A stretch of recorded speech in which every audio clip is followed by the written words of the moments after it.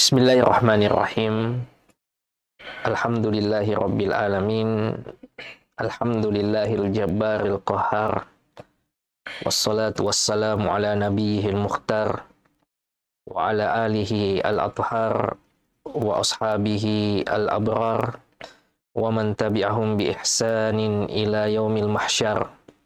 Allahumma iftah lana qulubana wa alhimna rusdana wahdina siratakal mustaqim.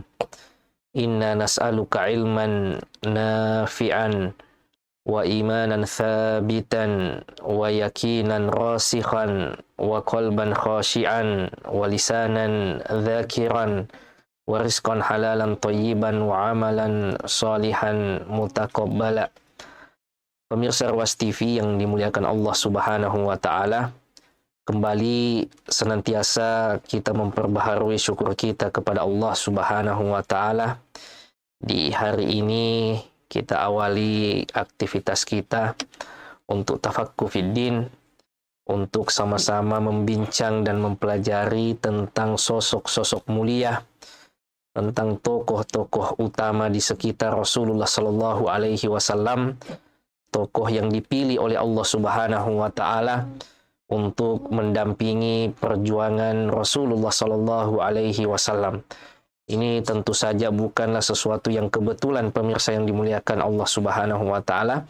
Akan tetapi sebagaimana kata sahabat Rasulullah Sallallahu Alaihi Wasallam, Allah memperhatikan semua hati makhluknya, maka ia mendapati bahwa hati para nabinya adalah yang terbaik.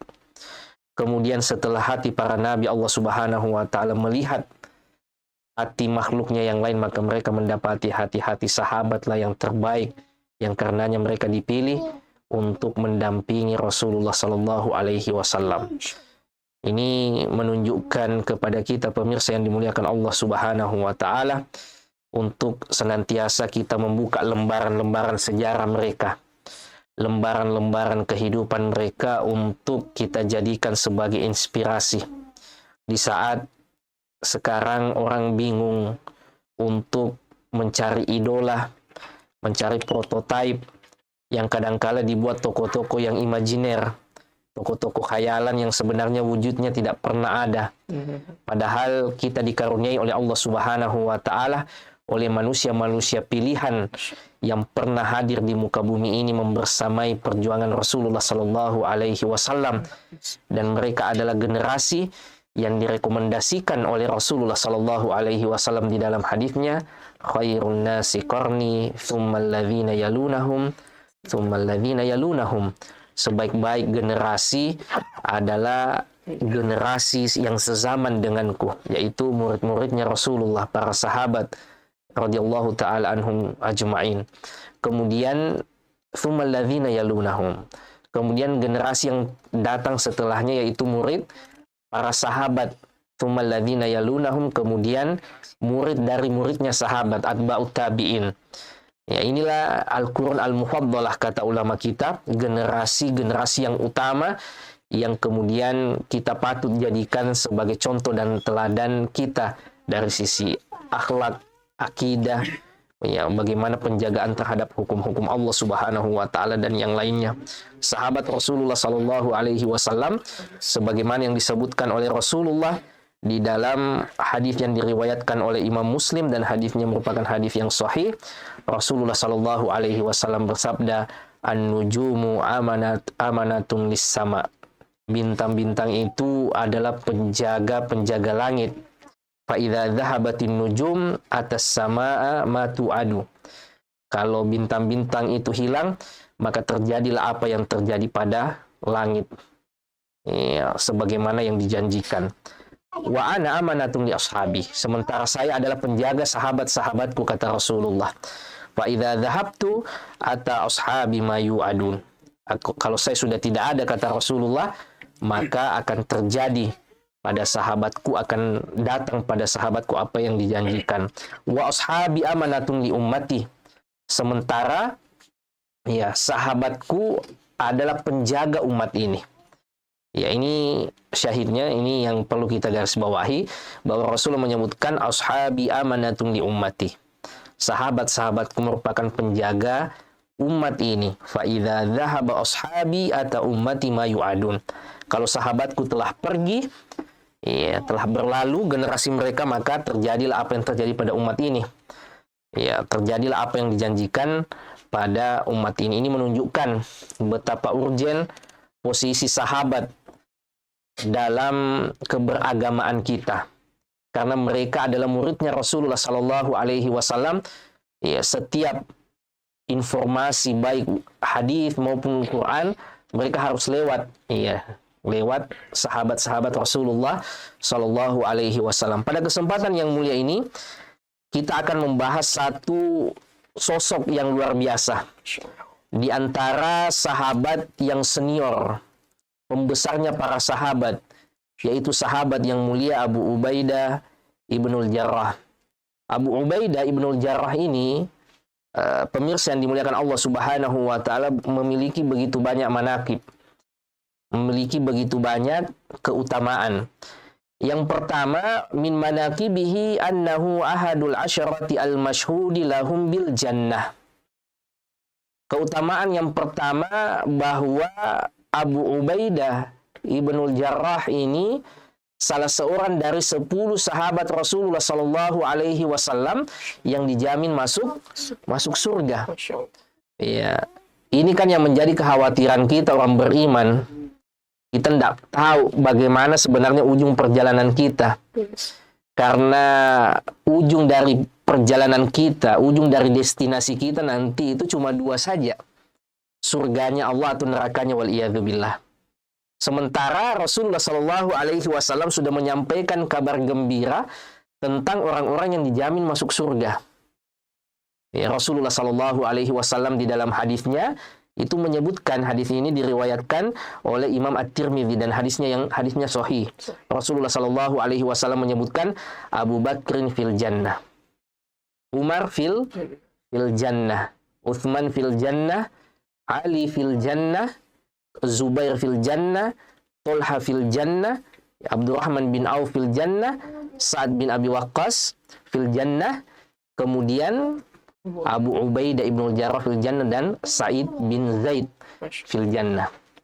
Nah, ini 10 sahabat Rasulullah Sallallahu Alaihi Wasallam yang dilis namanya oleh Rasul dalam satu hadis. Dan Rasulullah tidak meralat sampai kemudian beliau wafat. Ya, artinya ini merupakan kabar gembira dari Rasulullah Sallallahu Alaihi Wasallam kepada orang-orang ini. Ya. Kalau kita sudah mendapatkan kabar gembira, ya bisa dibayangkan hal-hal yang sifatnya duniawi saja. Anggaplah misalnya ada undian, tahu dapat hadiah rumah atau mobil, ya itu kan orang kadang ya gembira sekali, bahagia sekali. Bagaimana lagi kalau orang itu sudah mendapatkan berita bahwa ia akan menjadi penghuni surga.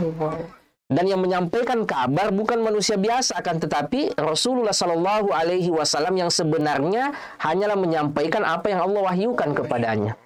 Wa ma yantiqu anil hawa in huwa illa wahyu yuha. Rasulullah Sallallahu Alaihi Wasallam tidaklah melontarkan ucapan kecuali itu merupakan wahyu dari Allah Subhanahu wa taala. Sehingga pada dasarnya ini juga merupakan kabar gembira dari Allah kepada 10 orang ini, yang salah satunya adalah sahabat yang mulia Abu Ubaidah Ibnul Jarrah. Ini sosok yang mulia. Sekiranya tidak ada keutamaan kecuali hanya ini saja, maka ini sudah cukup. Sekiranya tidak perlu ada keutamaan yang lain kecuali dengan masuk namanya dari 10 orang yang dijamin masuk surga, maka ini sudah merupakan keutamaan yang luar biasa, yang tidak didapati oleh semua orang beriman, bahkan menjadi cita-citanya orang beriman bagaimana ia masuk ke dalam surganya Allah Subhanahu wa taala. Ya, ini yang menjadi permasalahan kita. Ya, kita sudah divonis mati, kita tidak tahu kapan kita dieksekusi. Yang paling membuat kita bertanya-tanya gimana nasib kita nanti. Yang ada adalah kita berprasangka baik kepada Allah, mudah-mudahan kita dikumpulkan bersama dengan Rasulullah dan sahabat-sahabatnya. Adapun kepastiannya kita tidak tahu. Ya, adapun sahabat-sahabat yang mulia ini, Rasulullah Sallallahu Alaihi Wasallam sudah menyampaikan masa depannya, bahwa si fulan akan menjadi masuk surga, si fulan akan masuk surga, dan seterusnya. Dan ini merupakan keutamaan yang pertama dan yang paling utama. Sebagaimana sahabat-sahabat yang sebelumnya sudah pernah kita jelaskan, Abu Bakar, Umar, Utsman, Ali, kemudian Abdurrahman bin Auf, ya, Sa'ad bin Abi Waqqas, dan sekarang Abu Ubaidah. Ini adalah sosok-sosok yang digaransi oleh Rasulullah Sallallahu Alaihi Wasallam sebagai penghuni surga kelak.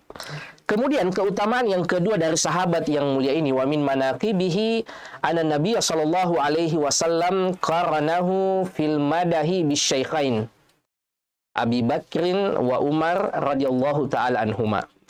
Keutamaan yang kedua bahwa Rasulullah sallallahu alaihi wasallam selalu mengikutkan Abu Ubaidah Ibnul Jarrah di saat memuji Abu Bakar dan Umar. Saat Rasulullah memuji Abu Bakar dan Umar, saat itu juga biasanya Rasulullah selalu mengikutkan untuk memuji Abu Ubaidah. Ya, tentu kita paham betul bagaimana posisi sentral Abu Bakar dan Umar dalam umat ini. Duanya merupakan tokoh penting setelah Rasulullah Shallallahu Alaihi Wasallam. Nah, ternyata pemirsa yang dimuliakan Allah Subhanahu Wa Taala, ada sosok yang tatkala Rasulullah memuji Abu Bakar, memuji Umar, maka ia selalu mengikutkan Abu Ubaidah ini. Ya, di dalam hadis yang diriwayatkan oleh Imam Al-Bukhari dan hadisnya hadis yang sahih, Rasulullah Shallallahu Alaihi Wasallam bersabda, "Ni'mar rajulu Abu Bakrin." Sebaik-baik laki-laki adalah Abu Bakar. Ni'mar rajulu Umar.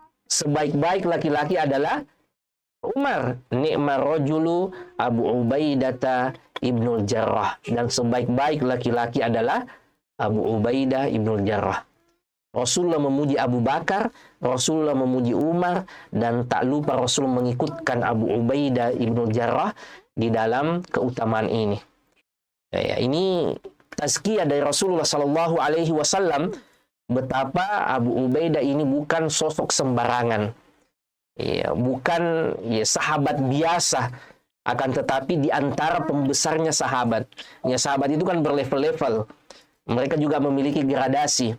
Ada sahabat-sahabat senior, di antaranya 10 tadi yang dijamin masuk surga. Ada sahabat yang masuk Islamnya nanti setelah Fathu Makkah. Ada sahabat yang ketemunya dengan Rasulullah Sallallahu Alaihi Wasallam itu hanya sebentar. Ya, karena definisi sahabat itu sebenarnya sederhana sekali.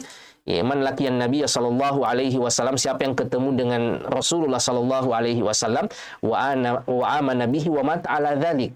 Ia beriman padanya dan kemudian meninggal dengan keimanan tersebut. Maka sahabat Rasul itu begitu banyak. Ya kan, dari sekian banyak sahabat Rasulullah sallallahu alaihi wasallam ada sosok-sosok ya yang levelnya di atas dari sebagian sahabat yang lain. Salah satu iya, sahabat yang utama adalah sahabat yang kita bahas pada kesempatan ini, Abu Ubaidah Ibnul Jarrah, yang Rasulullah mengatakan sebaik-baik laki-laki adalah Abu Bakar, sebaik-baik laki-laki adalah Umar, dan sebaik-baik laki-laki adalah Abu Ubaidah Ibnul Jarrah. Kemudian, keutamaan yang ketiga, pemirsa yang dimuliakan Allah Subhanahu wa taala, wa min manaqibihi annahu ahabbun nasi ila Rasulillah sallallahu alaihi wasallam ba'da syaikhain. Bahwa orang yang paling dicintai atau laki-laki atau sahabat Rasulullah yang paling dicintai oleh Rasulullah setelah syaikhain, setelah Abu Bakar dan Umar, sosok itu adalah Abu Ubaidah Ibnul Jarrah. Tentu setiap kita mengaku mencintai Rasulullah Sallallahu Alaihi Wasallam. Kita umat Rasulullah Sallallahu Alaihi Wasallam tentu mengaku mencintai beliau. Namun pertanyaan besar kita, apakah Rasulullah Sallallahu Alaihi Wasallam mencintai kita? Apakah cinta kita ini berbalas nantinya? Nah, itu merupakan tanda tanya kita, pemirsa yang dimuliakan Allah Subhanahu Wa Taala. Ternyata ada sosok yang disebutkan bahwa Rasulullah Sallallahu Alaihi Wasallam sangat mencintainya, bahkan menjadi sahabatnya yang paling dicintainya. Di dalam hadis Rasulullah Sallallahu Alaihi Wasallam menyebutkan tatkala Abdullah ibnu Syakik bertanya kepada ibunda kita Aisyah, ya, qultu li Aisyah radhiyallahu taala anha, ya, kata Abdullah ibnu Syakik ini, saya berkata kepada ibunda kita Aisyah radhiyallahu taala anha, ayyu ashabin Nabi sallallahu alaihi wasallam kana ahabba ilaih. Ya, wahai Aisyah, siapa sahabat Rasulullah sallallahu alaihi wasallam yang paling dicintainya?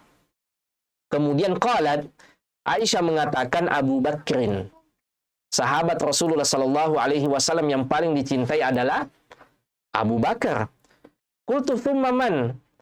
Kemudian kembali ditanyakan setelah Abu Bakar siapa? Ya, kemudian Aisyah berkata, qalat Umar. Orang yang kedua yang dicintai oleh Rasulullah Sallallahu Alaihi Wasallam setelah Abu Bakar adalah Umar ibn Khattab radhiyallahu taala anhu. Qultu thumma man? Ya, setelah Umar siapa lagi wahai Aisyah? Qalat thumma Abu Ubaidah ya ibnul Jarrah. Ya, yang ketiga adalah Abu Ubaidah ibnul Jarrah. Ya, qultu thumma man? Kemudian ditanyakan kembali setelah Abu Ubaidah siapa? Qala fasakatat. Ya, saat itu Ibunda Aisyah radhiyallahu taala anha itu diam. Ya. Ibunda Aisyah radhiyallahu taala anha hanya mencukupkan sampai pada Abu Ubaidah. Karena ini merupakan keistimewaan muamalah Rasulullah. Ya. Semua sahabatnya merasa paling dicintai oleh Rasulullah Sallallahu Alaihi Wasallam. Saking luar biasanya muamalah Rasulullah berinteraksi dengan sahabat-sahabatnya sehingga semua merasa paling diperhatikan, paling dicintai oleh Rasulullah. Maka ditanyakanlah kepada istri beliau sebenarnya siapa yang paling dicintai Rasulullah dari sekian banyak sahabat-sahabatnya. Ya, kata Aisyah radhiyallahu taala anha yang paling pertama dicintai itu adalah bapakku Abu Bakar. Kemudian Umar dan Abu Ubaidah ibnul Jarrah. Keutamaan yang lain, pemirsa yang dimuliakan Allah Subhanahu wa taala, wa min manaqibihi radhiyallahu taala anhu annahu salihun lil khilafah. Di antara keutamaan Abu Ubaidah ibnul Jarrah adalah sahabat ini memiliki leadership yang luar biasa. Memiliki kepemimpinan sekaligus integritas sehingga ia kompeten, berhak menduduki jabatan sebagai seorang khalifah. Ya, mungkin orang soleh banyak, tetapi belum tentu ia memiliki karakter leadership. Belum tentu ia mampu memimpin banyak orang. Ada mungkin orang memiliki kemampuan memanage, mengatur sesuatu, tetapi tidak dikaruniai kesolehan. Ya, sehingga ini bahaya yang seperti ini. Ia memimpin tetapi tidak takut kepada Allah Subhanahu wa taala. Di sisi lain kadang ada orang soleh tetapi tidak mampu mengatur orang lain.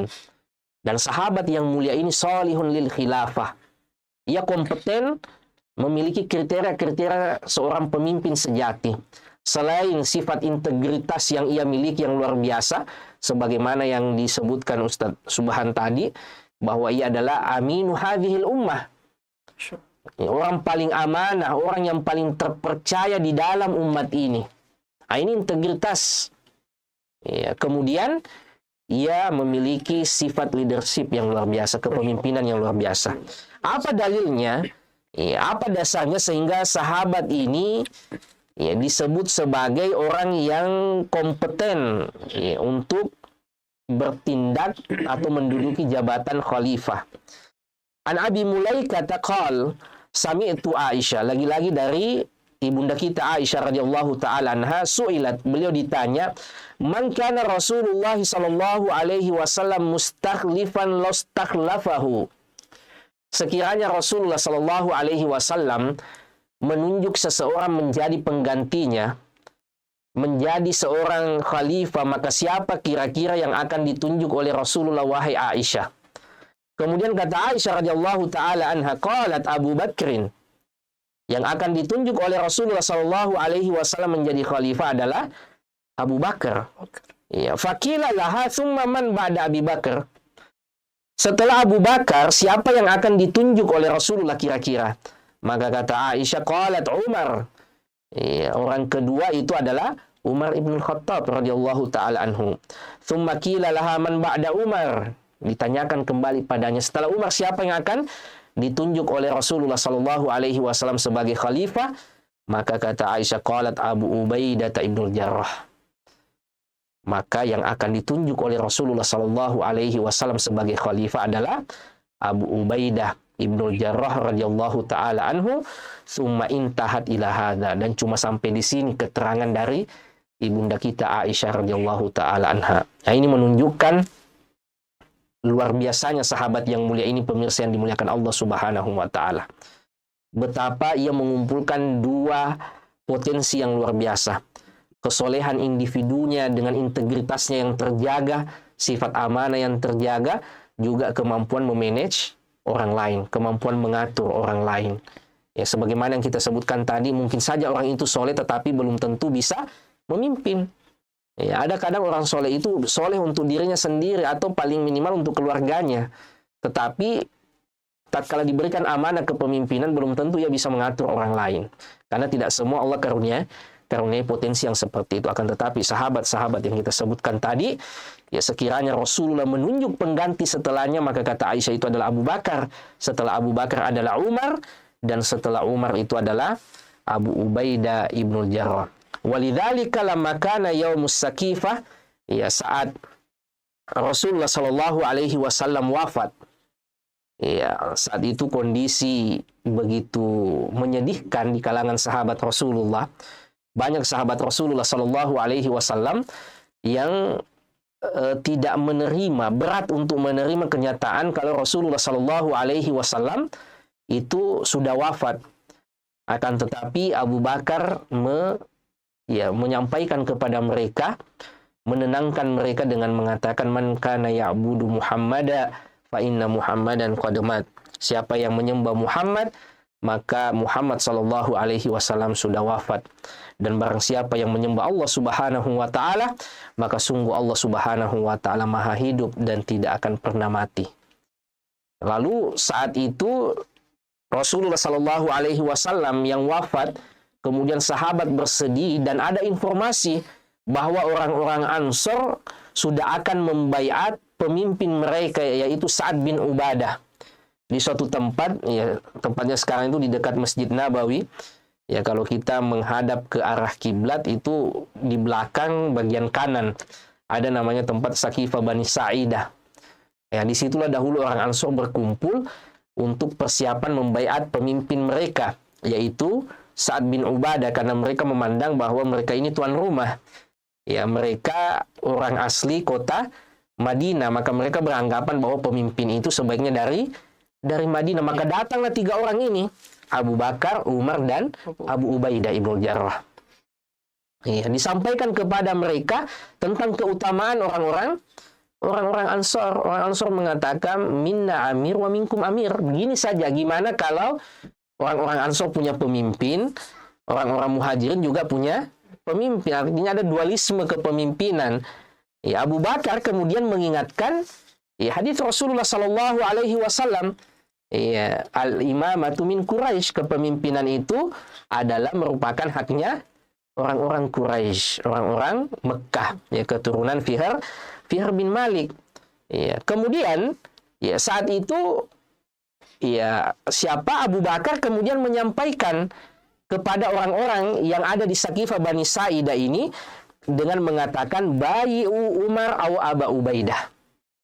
Ya, orang yang pantas untuk kalian baiat sebagai pemimpin, kata Abu Bakar, imma Umar atau Abu Ubaidah. Ini juga merupakan luar biasanya Abu Bakar. Dia tidak menunjuk dirinya. Meskipun ia tahu dan sahabat tahu gimana keutamaan Abu Bakar, di mana ada Rasul, di situ ada Abu Bakar. Ya, bahkan menjadi pendampingnya Rasulullah saat berhijrah. Akan tetapi Abu Bakar tidak menunjuk dirinya. Ia justru melihat dua orang yang paling kompeten menjadi pemimpin. Kata Abu Bakar, siapa? Umar atau Abu Ubaidah. Terserah orang mau pilih yang mana. Karena dua orang ini adalah orang Quraisy, orang yang terpandang, orang yang memiliki karakter kepemimpinan, dan Rasulullah ridho pada mereka. Ya kan, tetapi saat itu Umar mengatakan, bal nubayi'uka ant. Akan tetapi justru engkaulah yang akan kami baiat, wahai Abu Bakar. Kenapa? Karena kata Umar, fa anta sayyiduna wa khairuna wa ahabbuna ila Rasulillah. Karena engkau orang yang paling dicintai oleh Rasulullah. Engkau orang yang terbaik di antara kami. Bahkan kata Umar, saat Rasulullah tidak mampu lagi memimpin kami sholat, yang ditunjuk oleh Rasulullah Sallallahu Alaihi Wasallam adalah engkau. Maka Umar bertanya kepada orang-orang Ansor dan yang ada di antara mereka, siapa di antara kalian yang merasa lebih baik daripada Abu Bakar? Orang yang pernah ditunjuk oleh Rasulullah sebagai imam sholat saat Rasulullah tidak mampu memimpin mereka sholat. Kalau dalam perkara sholat saja, perkara akhirat, Rasulullah berikan amanah untuk memimpin kaum muslimin, maka bagaimana lagi dengan siasat dunia untuk sekedar mengatur urusan dunia. Maka saat itu ya akhirnya yang dibaiat adalah Abu Bakar As-Siddiq radhiyallahu taala anhu. Tapi syahidnya bagaimana Abu Bakar melihat dua sosok ini. Yang kompeten juga memimpinnya itu siapa? Umar dan Abu Ubaidah ibn al-Jarrah. Dan saat Umar radhiyallahu taala anhu itu ditikam saat memimpin sholat subuh, ya, orang-orang mengatakan, istakhlif ya Amirul Mukminin. Sebaiknya engkau menunjuk seorang khalifah penggantimu wahai Amirul Mukminin, karena sudah dilihat Umar ini sepertinya ajalnya sudah dekat. Karena setiap beliau minum susu itu keluar air itu lewat perut beliau. Ya, saat beliau memimpin sholat subuh ditikam oleh Abu Lu'lu al-Majusi. Ya, seorang Majusi yang menyelinap masuk ke saf kaum muslimin dan membunuh imamnya yang tak lain adalah Umar ibn Khattab, khalifah kaum muslimin saat itu, Amirul Mukminin. Maka apa kata Umar saat diminta untuk menunjuk pemimpin? Kata Umar, "Laukana Abu Ubaidah hayyan labayatuhu." Sekiranya Abu Ubaidah masih hidup, maka dialah orang yang akan saya baiat langsung. Akan tetapi saat itu qadarullah Abu Ubaidah sudah wafat. Sudah wafat karena wabah taun. Ya, pandemi taun yang ada saat itu, kebetulan Abu Ubaidah ini ditunjuk oleh Amirul Mukminin untuk memimpin Syam sebagai gubernur di sana. Saat ada wabah taun, Amirul Mukminin bersurat agar Abu Ubaidah ke Madinah. Saking cintanya Umar kepada Abu Ubaidah, sampai kemudian ia berkirim surat dan mengatakan, saya memiliki permasalahan yang tidak bisa saya putuskan kecuali engkau hadir di dekatku. Ya. Dan saya sangat fi amassil haja, betul-betul berhajat besar untuk kehadiranmu di dekatku saat ini, agar saya bisa memutuskan perkara ini. Kemudian Abu Ubaidah, ya, karena firasatnya tajam, ia mengatakan Umar melakukan hal ini, Amirul Mukminin melakukan hal ini karena cintanya padaku. Maka ia mengatakan, wahai Amirul Mukminin, tanpa bermaksud kemudian melanggar perintah, maka izinkan aku tetap bersama dengan penduduk Syam. Lalu ia pun wafat di situ. Ya, wafat sebelum Umar ibn Khattab. Maka kata Umar, sekiranya Abu Ubaidah masih hidup, maka dia langsung yang dipilih oleh Umar bin Khattab. Ini menunjukkan apa? Ini menunjukkan luar biasanya sahabat yang mulia ini. Di saat masih banyak sahabat yang lain, Umar mengatakan, ya laukana Abu Ubaidah hayyan, sekiranya Abu Ubaidah masih hidup, maka la bayatuhu, maka dialah orang yang akan saya baiat langsung. Akan tetapi qadarullah saat itu, ya sahabat yang mulia ini meninggal karena taun. Nanti kemudian juga kita akan bahas sedikit tentang taun yang menimpa sahabat yang mulia ini. Ya, dan saat kepemimpinan Umar, ya, ia mengganti Khalid ibnul Walid. Ya, Khalid ibnul Walid itu diganti oleh Abu Ubaidah. Abu Ubaidah ibn Jarrah untuk mengurus permasalahan yang ada di Syam. Ya, kota yang besar, umat yang banyak, dan ternyata yang ditunjuk untuk menggantikan Khalid ibnul Walid, Saifullah al-Maslul, pedang Allah yang terhunus itu, tentu bukan orang sembarangan. Dan pengganti yang ditunjuk oleh Umar adalah Abu Ubaidah. Ya, termasuk tadi pada saat Umar akan wafat, itu karena Abu Ubaidah sudah tidak ada, sudah wafat. Ya, ia menunjuk akhirnya 6 sahabat yang lain. Dari 10 sahabat yang dijamin masuk surga, 2-nya sudah meninggal. Siapa itu? Abu Bakar dan Abu Ubaidah. Sisa 8, termasuk Umar. Umar pun sudah akan meninggal. Jadi ada 7 orang yang tersisa dari 10 sahabat yang dijamin masuk surga. Umar memilih 6 di antara mereka. Siapa itu? Uthman, Ali, Zubair, Tolha, Abdurrahman bin Auf, dan Sa'ad bin Abi Waqqas. Sisa 1 orang yang tidak ditunjuk, yaitu adiknya sendiri Umar, atau adik iparnya Umar, yaitu Sa'id bin Zaid. Ya, jadi ke-10 orang inilah sahabat-sahabat terbaik Rasulullah. Inilah orang-orang terpenting yang menjadi tumpuan umat ini, yang memimpin urusan umat ini. Akan tetapi saat itu Umar tidak ingin melibatkan adik iparnya, karena cukuplah ia yang terlibat dalam urusan imarah kepemimpinan. Ya, bahkan ada yang mengusulkan bagaimana kalau putranya, karena putranya Umar adalah seorang ulama, seorang yang soleh, ya, seorang ahli hadis. Ibnu Umar radhiyallahu taala anhuma, akan tetapi Umar mengatakan cukuplah saya yang menerima memikul beban yang berat ini, tidak usah keluarga aku yang lainnya. Maka Umar menunjuk sahabat Rasul yang dijamin masuk surga dari 10 orang itu, 6 orang yang tersisa mereka bermusyawarah. Singkat kisahnya akhirnya dipilihlah Utsman bin Affan radhiyallahu taala anhu untuk memimpin kaum muslimin. Ya, ini menunjukkan bahwa sahabat yang mulia ini adalah sahabat yang sangat kompeten untuk menjadi pemimpin. Kemudian keutamaan selanjutnya, wa min manaqibihi radhiyallahu taala anhu annal Faruq Umar radhiyallahu taala anhu kana yakrahu mukhalafatahu fima yarah. Di antara keutamaan Abu Ubaidah, bahwa Umar Al-Faruq itu merasa segan untuk menyelisihi Abu Ubaidah. Yang ada itu orang banyak yang segan sama Umar. Iya. Jangankan orang, setan saja takut sama Umar, segan sama Umar. Tapi ternyata ada orang yang Umar itu segan menyelisihinya. Siapa itu? Abu Ubaidah. Kalau dengan Abu Bakar mungkin Umar akan menyelisihi. Iya, dalam banyak statement Umar itu kadang menyelisihi Abu Bakar. Dalam peristiwa Badar yang pernah kita jelaskan, saat tawanan perang ini dikumpulkan, Rasul minta pandangan 2 orang yang utama ini. Abu Bakar mengatakan sebaiknya mereka kita bebaskan dan kita terima uang tebusan. Karena kita ini masih negara muda, dengan finansial yang kuat itu bisa membantu kita. Tetapi Umar mengatakan, enggak, saya tidak setuju dengan Abu Bakar. Ya, saya memandang hal ini sebaiknya mereka dieksekusi. Karena mereka adalah rasul kafirin. Mereka ini adalah pemimpin-pemimpin kekufuran. Ya, ala kulli hal saat itu Umar dengan sorohatan menyelisihi Abu Bakar, tetapi ada orang yang Umar itu segan untuk menyelisihinya. Siapa itu? Abu Ubaidah ibnul Jarrah. Dia tidak enak, dia segan, dia takut untuk menyelisihi seorang sahabat yang mulia ini. Saking utamanya. Gimana kisahnya? Ya, disebutkan saat wabah taun itu semakin menjadi-jadi di negeri Syam. Umar bin Khattab kemudian berdiskusi dengan sahabat, gimana nih, kita akan masuk ke Syam atau jangan masuk?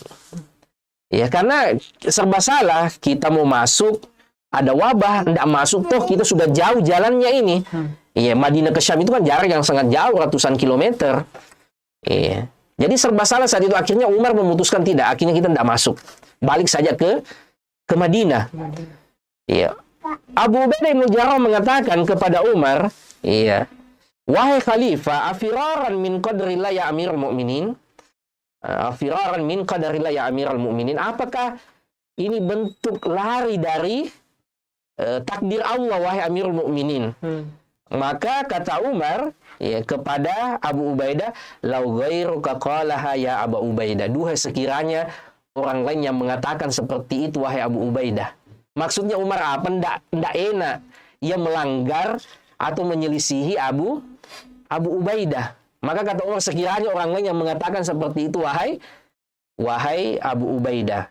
Sehingga Umar mengatakan, lo ghairuka qalaha ya Abu Ubaidah. Sekiranya orang lain saja yang mengatakan seperti itu, karena saya ini ndak enak menyelisihi perkataanmu. Kemudian Umar mengatakan, nahnu, kita ini kemudian lari dari satu takdir Allah menuju takdir Allah yang lainnya. Berangkat dari satu takdir menuju takdir yang lainnya. Al-Hafidh kemudian mengatakan, wa dzalika dalun ala jalalati Abi Ubaidah inda Umar. Ini dalun menunjukkan bagaimana ketinggian kedudukan Abu Ubaidah di sisi Umar. Sampai Umar mengatakan, sekiranya tadi bukan engkau yang mengatakan itu, karena saya ini tidak enak menyelisihi perkataanmu. Meskipun jabatannya lebih tinggi siapa? Lebih tinggi Umar. Umar seorang khalifah, sementara Abu Ubaidah adalah seorang gubernur, seorang pemimpin panglima. Akan tetapi, kata Umar, tidak enaknya itu kalau Anda yang bilang seperti itu. Karena saya ini tidak enak menyelisihi perkataanmu, saking dimuliakannya Abu Ubaidah oleh Umar ibn Khattab. Kemudian, keutamaan yang lain, wa min manaqibihi annahu aminu hadhil ummah. Di antara keutamaan Abu Ubaidah yang lain, bahwa beliau merupakan orang terpercayanya, orang paling amanahnya umat ini. Ya, Rasulullah Shallallahu Alaihi Wasallam ya menyebutkan di dalam Sahih Al-Bukhari, likulli ummatin amin. Setiap umat ada orang terpercayanya. Wa aminu hadhil ummah Abu Ubaidah ibnul Jarrah. Dan orang terpercayanya umat ini adalah Abu Ubaidah. Ya, kata Rasul, setiap umat itu ada orang-orang terpercayanya. Dan orang terpercayanya umat ini adalah Abu Ubaidah ibnul Jarrah. Wa qala sallallahu alaihi wasallam, Rasulullah sallallahu alaihi wasallam juga menyebutkan, inna likulli ummatin amina. Sesungguhnya setiap umat memiliki orang-orang yang terpercaya, orang-orang yang amanah. Wa inna aminana, sesungguhnya orang yang paling terpercaya di antara kita atau di dalam umat ini, Abu Ubaidah ibnul Jarrah. Ia adalah Abu Ubaidah ibnul Jarrah. Ya, sifat amanah, integritas yang di era kita ini begitu mahal. Ya. Diberikan amanah di pundaknya, lalu kemudian ia mengkhianati amanah itu. Ya, seperti ya berita-berita akhir-akhir ini, apa yang tidak dikorupsi oleh orang sekarang? Ya, dana umat bahkan kadang dikorupsi. Iya. Sehingga sifat amanah ini yang sangat mahal. Integritas ini yang begitu susah sekarang orang dapatkan. Yang kadang-kala kita sudah menyangka orang ini betul-betul terpercaya, ternyata belakangan baru terbongkar. Ternyata ia khianat dengan amanah yang diberikan kepadanya. Dan simbol amanah umat ini adalah Abu Ubaidah ibnul Jarrah. Pernah ada datang kepada Rasulullah Sallallahu Alaihi Wasallam min ahli Yaman, penduduk Yaman, qadimu ala Rasulillah Sallallahu Alaihi Wasallam.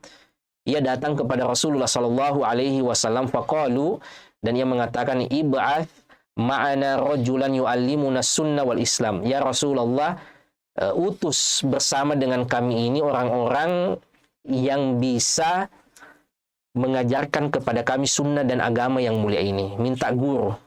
Maka qala Rasulullah Sallallahu Alaihi Wasallam kemudian mengambil tangannya Abu Ubaidah dan mengatakan, hadza aminu hadhil ummah. Inilah orang terpercayanya umat ini. Nah, ini Rasulullah yang bilang. Lagi-lagi ini merupakan wahyu. Ya, ini bukan tazkiyah sembarangan, tetapi datang dari lisan Rasulullah Sallallahu Alaihi Wasallam bahwa sahabat yang mulia ini adalah orang terpercayanya umat ini. Begitu banyak kisah-kisah tentang sifat amanah. Ya, dan tazkiyah dari Rasulullah. Pernah juga ada dari Najran, minta guru dengan syarat orang yang paling amanah ya Rasulullah. Maka Rasulullah menunjuk Abu Ubaidah. Inilah orang yang paling amanah, orang yang paling terpercaya di umat ini. Abu Ubaidah ibnul Jarrah. Kemudian keutamaan yang ketujuh dari sahabat yang mulia ini, wa min manaqibihi anna wafatahu kanat syahadatan fi sabilillah. Wafatnya adalah meninggal di jalan Allah Subhanahu wa taala. Ia gugur sebagai seorang yang syahid di jalan Allah Subhanahu wa taala. Dan ini lagi-lagi sesuatu yang luar biasa. Karena ini yang selalu kita khawatirkan, pemirsa yang dimuliakan Allah Subhanahu wa taala, bagaimana kita akan meninggalkan dunia ini. Apakah kita mampu husnul khatimah, ataukah kemudian waliyadzubillah justru ditutup dengan penutupan yang buruk, su'ul khatimah. Mudah-mudahan Allah menjauhkan kita dari su'ul khatimah. Sahabat yang mulia ini mendapatkan keutamaan dengan wafat sebagai seorang yang syahid. Ya, saat itu beliau radhiyallahu taala anhu berada di Syam. Yang saat itu Syam dilanda wabah taun. Hasala bi ardi Syam, yang saat itu sampai kemudian ya, menjangkiti negeri Syam. Kebetulan saat itu di sana ada siapa? Ada Abu Ubaidah sebagai seorang pemimpinnya, sebagai seorang gubernur. Wa qad akhbara alaihi assalatu wassalam, dan Rasulullah sallallahu alaihi wasallam sudah menyebutkan bahwa siapa yang meninggal karena penyakit ini, maka ia dihitung sebagai seorang yang mati syahid. Ya, siapa yang meninggal karena penyakit taun, wabah taun, maka ia dihukumi sebagai seorang yang meninggal syahid. Ya, ada pernah Rasulullah sallallahu alaihi wasallam bertanya kepada sahabat-sahabatnya, "Ma ta'udduna asy-syahida fikum?" Menurut kalian orang mati syahid itu yang bagaimana, kata Rasulullah. Sahabat kemudian mengatakan, "Ya Rasulullah, man qutila fi sabilillah fa huwa syahid." mereka yang berperang dan terbunuh di jalanmu, maka mereka lah orang-orang yang mati syahid. Kemudian kata Rasulullah Shallallahu Alaihi Wasallam, Inna syuhada ummati idzan qalil. Kalau begitu, berarti orang-orang yang mati syahid di umatku hanya sedikit saja. Kalau orang yang syahid itu hanya yang mati di peperangan atau yang gugur di peperangan, maka kata Rasulullah, Inna syuhada ummati idzan laqalilun. Kalau hanya yang meninggal di peperangan saja sebagai orang syuhada, orang yang mati syahid, maka kata Rasulullah itu berarti sedikit saja. Maka Rasulullah Shallallahu Alaihi Wasallam ditanya, "Faman hum ya Rasulullah?" Kalau begitu, siapa-siapa saja orang yang mati syahid itu ya Rasulullah? Kemudian Rasulullah Shallallahu Alaihi Wasallam menyebutkan, "Man qutila fi sabilillah fahuwa syahid." Siapa yang terbunuh di jalan Allah Subhanahu wa taala, maka ia digolongkan sebagai orang yang mati syahid. Wa man mata fi sabilillah fahuwa syahid. Mereka juga yang meninggal di jalan Allah Subhanahu wa taala berjuang menegakkan agama Allah, fahuwa syahid, digolongkan juga sebagai orang yang mati syahid. Wa man mata fit taun fahuwa syahid. Siapa yang meninggal karena penyakit taun ini, karena wabah taun ini, maka ia pun digolongkan sebagai orang yang syahid. Wa man mata fil batni fahuwa syahid. Dan mereka yang meninggal karena sakit perut, itu pun kata Rasulullah digolongkan sebagai orang yang mati syahid. Dan sahabat yang mulia ini, ya dua-duanya ia penuhi, yaitu fi sabilillah, karena tugas untuk menegakkan kalimat Allah Subhanahu wa taala, dan juga terkena wabah taun ini. Ya. Sahabat yang mulia ini meninggal karena wabah. Ya, nanti kemudian setelah siapa? Setelah Abu Ubaidah meninggal digantikan oleh Mu'adz bin Jabal yang juga meninggal karena wabah tersebut. Lalu kemudian diganti sahabat Rasul yang lain, itu Amr bin As. Amr bin As ini kemudian memiliki strategi, yaitu jaga jarak. Ya, ia memandang, meskipun riwayatnya diperbincangkan, ia memandang bahwa wabah ini kok seperti api ya, menjalarnya begitu, maka orang-orang disuruh untuk berpencar. Tidak lama setelah itu baru kemudian wabah ini selesai. Ya mudah-mudahan ya juga wabah corona yang menimpa kita juga cepat selesai. Meskipun masih selalu ada varian baru, tetapi kita berharap dan kita selalu berdoa kepada Allah Subhanahu wa taala, mudah-mudahan wabah ini cepat berlalu. Nah, ini diantara keutamaan sahabat yang mulia Abu Ubaidah ibnul Jarrah. Kemudian diantara keutamaannya adalah karakternya dalam hal al-wala wal bara. Bagaimana loyalitasnya dalam agama ini. Pada peristiwa Ghazwat Badril Kubra, pada peristiwa Perang Badar, ada satu ayat yang turun khusus menjelaskan tentang sahabat yang mulia ini. Yaitu di surah Al-Mujadilah ayat 22. Allah Subhanahu wa taala berfirman, La tajidu qauman yu'minuna billahi wal yaumil akhir yuwadduna man haddallaha wa rasulah. Engkau tidak akan mendapati suatu kaum yang beriman kepada Allah Subhanahu wa taala dan hari akhir, ya, yang berkasih sayang dengan orang-orang yang memusuhi Allah dan Rasulnya. Walau kanu, meskipun mereka aba'ahum, ayah-ayah mereka, au abna'ahum, atau anak-anak mereka. Iya, kata Imam Ibnu Katsir rahimahullah, beliau mengatakan ayat ini turun pada fi Abi Ubaidah Amir ibnul Jarrah. Ayat ini turun untuk menceritakan bagaimana Abu Ubaidah ibnul Jarrah yang berperang melawan bapaknya sendiri. Ya, karena bapaknya seorang musyrik, memusuhi Allah dan Rasulnya, maka dengan terpaksa anaknya yang melawannya. Dipertemukan di peperangan jamaah sekalian. Maka surah Al-Mujadilah ayat 22 ini turun untuk menjelaskan ya tentang bagaimana walanya, bagaimana loyalitasnya sahabat ini pada agama yang mulia. Ia memerangi orang tuanya sekalipun, yang kemudian orang tuanya ini menjadi musuh Allah dan Rasulnya. Kemudian pada peristiwa perang Uhud, ya, saat awalnya kaum muslimin menang, lalu kemudian tim pemanah turun, lalu kondisi berbalik. Ya, kondisi yang sudah tidak teratur, ya, yang ada adalah faudo, tidak bisa dikenali lagi siapa kawan siapa lawan. Sebagian sahabat Rasulullah mundur, dan Rasulullah Shallallahu Alaihi Wasallam menjadi orang yang paling diincar. Anak-anak panah tentu saja diarahkan kepada Rasulullah Shallallahu Alaihi Wasallam. Maka ada sahabat-sahabat Rasul yang menggunakan tubuhnya sebagai tameng agar anak panah itu tidak mengenai Rasulullah Shallallahu Alaihi Wasallam. Salah satu dari 10 sahabat yang menggunakan tubuhnya sebagai tameng melindungi Rasul adalah sahabat yang mulia ini, Abu Ubaidah ibnul Jarrah. Iya. Saat kemudian Rasulullah dibawa, dilindungi ke atas gunung Uhud, itu Rasulullah Shallallahu Alaihi Wasallam kan kena pukulan pedang. Akan tetapi karena kebiasaan beliau menggunakan baju besi, ya, helm besi, kemudian rantai, hingga kemudian ada bagian besi itu yang masuk ya, ke dalam tubuh beliau. Abu Bakar ingin menariknya dengan tangan. Abu Ubaidah mengatakan, jangan wahai Abu Bakar, saya khawatir kalau menggunakan tangan itu akan menyakiti Rasulullah Shallallahu Alaihi Wasallam. Maka Abu Ubaidah untuk menjaga supaya Rasulullah tidak kesakitan, maka ia menggunakan giginya. Dia gigit besi itu. Ia gigit besi itu, tarik, dan kemudian berhasil tarik, akan tetapi giginya tanggal. Gigi depannya tanggal. Dan masih tersisa lagi satu besi. Maka Abu Ubaidah ibnul Jarrah kembali menggunakan giginya. Akhirnya tanggal lagi giginya. Demi untuk supaya Rasul tidak kesakitan saat besi itu ditarik dari tubuh mulia Rasulullah Sallallahu Alaihi Wasallam. Ini diantar bentuk bagaimana kecintaannya Rasulullah Sallallahu Alaihi Wasallam kepada Abu Ubaidah. Makanya tidak salah ketika Aisyah tadi mengatakan bahwa orang yang paling dicintai oleh Rasulullah Sallallahu Alaihi Wasallam dari sekian banyak sahabatnya adalah Abu Bakar. Setelah itu Umar, setelah itu adalah Abu Ubaidah ibnul Jarrah radhiyallahu taala anhu. Kemudian kesabaran seorang Abu Ubaidah saat menderita taun. Ya, saat ia dilanda wabah taun. Umar ibn Khattab itu mengirim surat kepadanya agar ia kembali ke Madinah.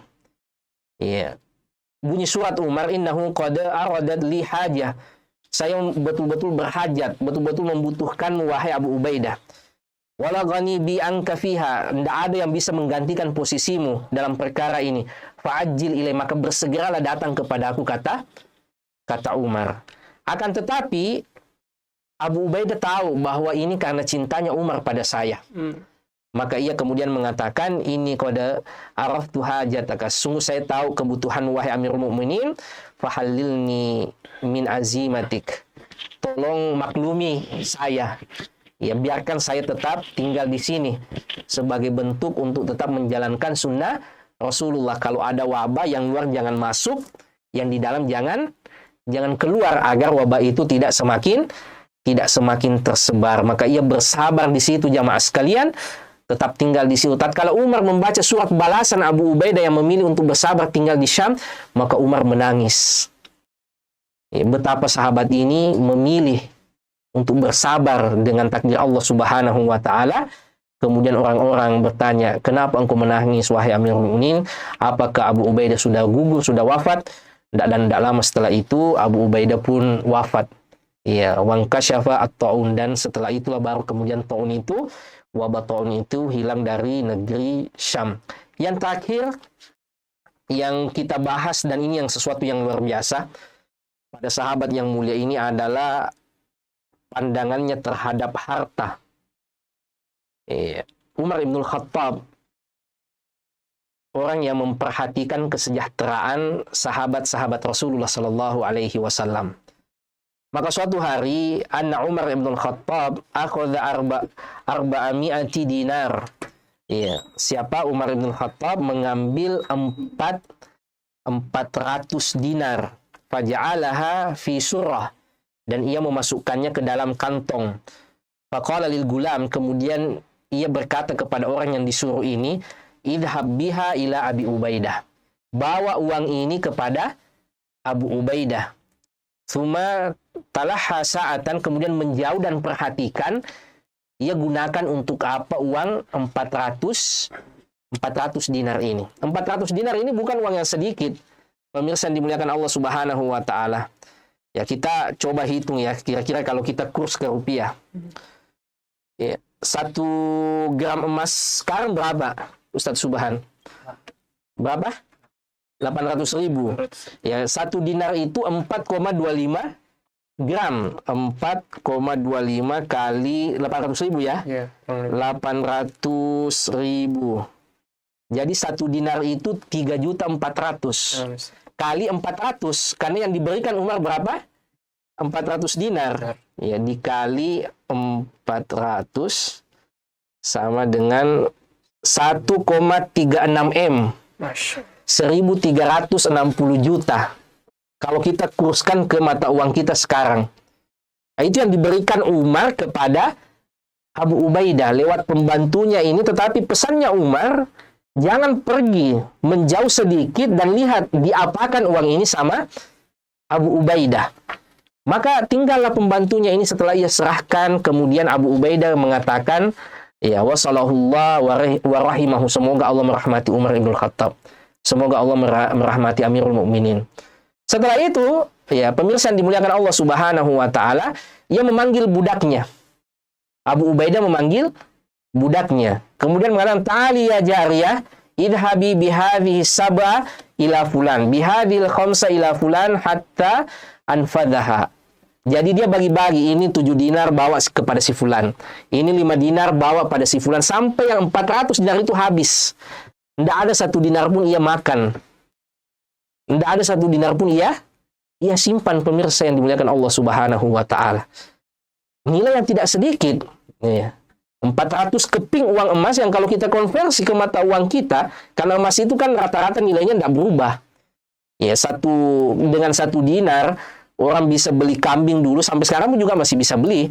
Kalau rupiah kan enggak, rupiah pasti bergerak. Ya, 100.000 kalau dulu bisa beli apa ya, dulu misalnya di masa lalu itu orang mungkin bisa beli apa dengan uang 100.000, kalau sekarang belum tentu bisa seperti itu. 1,36 M itu dihabiskan untuk dibagi-bagikan kepada orang yang lebih butuh. Beginilah dunia di mata para sahabat Rasulullah Sallallahu Alaihi Wasallam. Dunia itu tidak pernah hinggap di hati mereka. Dunia itu cukup di kantong saja, makanya mudah bagi mereka untuk melepaskannya. Maka Umar kemudian melakukan kali yang kedua setelah mendapatkan laporan bahwa ternyata uang tadi dari uang kepada Abu Ubaidah dihabiskan untuk diinfakkan kepada orang yang lebih butuh. Maka ia melakukan hal yang serupa kepada sahabatnya yang lain, yaitu Mu'adz bin Jabal. Ia berikan juga 400 dinar, ya 1,36 M itu, ya dia titipkan kepada pesuruhnya dan dibawakan kepada Mu'adz bin Jabal. Ternyata Mu'adz bin Jabal juga melakukan hal yang sama. Ya. Akan tetapi sebelum uang ini habis, datang istrinya Mu'adz. Ya, dan mengatakan, "Wahai Mu'adz, kita ini juga orang butuh. Kita ini juga orang miskin. Masa orang lain dikasih, tidak ada yang disimpan untuk kita?" Akhirnya, ya Mu'adz hanya memberikan 2 dinar saja pada istrinya. Yang selainnya, ya 398 keping emas itu, 398 dinar itu semuanya dihabiskan untuk dibagi-bagikan. Makanya Umar di masanya dia pernah mengumpulkan orang-orang dan mengatakan, ya tamannau, silakan kalian berangan-angan, kata Umar. Faqala ba'duhum, kemudian di antara mereka mengatakan, atamanna law anna hadhihi dar mamlu'atun dhahaba. Saya berangan-angan sekiranya rumah ini penuh dengan emas, kata orang ini kepada Umar, sehingga saya bisa berinfak di jalan Allah. Kemudian Umar mengatakan lagi, tamannau, berangan-anganlah kalian. Kemudian faqala rajulun, seseorang mengatakan, atamanna law annaha mamlu'atun lu'lu'ah au jauhara. Saya berharap mudah-mudahan rumah ini penuh dengan intan dan permata, sehingga dengannya saya bisa berinfak di jalan Allah Subhanahu wa taala. Kemudian Umar mengatakan, silakan berangan-angan lagi, apa yang ingin kalian angan-angankan. Kemudian orang-orang mengatakan, kami tidak tahu lagi angan-angan apa, wahai Amirul Mukminin. Kami sudah berangan-angan supaya rumah ini penuh dengan emas, penuh dengan intan permata, supaya kami bisa berinfak di jalan Allah Subhanahu wa taala. Akan tetapi apa kata Umar? Akan tetapi angan-angan saya, kata Umar, atamanna law anna hadhihi dar mamlu'a rijalan mithla Abi Ubaidah. Saya justru berangan-angan sekiranya semua rumah ini penuh dengan orang yang seperti Abu Ubaidah. Ya, di saat orang mudah-mudahan rumah ini penuh emas atau penuh intan yang kita bisa berinfak di jalan Allah, akan tetapi kata Umar, duhai sekiranya justru rumah ini penuh dengan orang yang seperti Abu Ubaidah ibn Jarrah. Aminu hadhil ummah, meninggal dengan kesabarannya dengan musibah ta'un yang beliau derita di negeri Syam, dipanggil untuk menyelamatkan diri oleh Amirul Mukminin, akan tetapi beliau lebih memilih bersabar, dan dengan kesederhanaan beliau, ya, ia kemudian menghabiskan harta yang diberikan kepadanya kepada orang yang ia pandang lebih membutuhkan itu semua. Saya kira ini mudah-mudahan bisa menjadi inspirasi bagi kita semua pemirsa yang dimuliakan Allah Subhanahu wa taala, bagaimana generasi-generasi terbaik ini yang pernah hadir di muka bumi ini untuk kita teladani, bukan tokoh-tokoh yang selama ini direkayasa, yang tokoh-tokoh imajiner lalu kemudian ditanamkan di otak-otak anak kita, padahal kita memiliki teladan-teladan yang seharusnya kita ajarkan kepada putra-putri kita, sebagaimana kita ajarkan kepada mereka Quran, maka ajarkan kepada mereka tokoh-tokoh yang seharusnya mereka ketahui, 10 sahabat yang masuk surga, ya, sebelum mereka tahu pemain-pemain bola idaman mereka, idola mereka, lalu kemudian mereka tidak tahu, ya, siapa 10 sahabat yang dijamin surga, bagaimana kehidupan mereka, maka ini bentuk kealfaan. Ini merupakan bentuk taksir kelalaian kita selaku orang tua kalau kita tidak mendidik anak kita dengan tokoh-tokoh mulia yang ada di sekitar Rasulullah. Saya kira ini mudah-mudahan ada manfaatnya. Wassallallahu ala nabiyina Muhammad wa ala alihi wa sahbihi wa sallam wa akhiru da'wana alhamdulillahi rabbil alamin.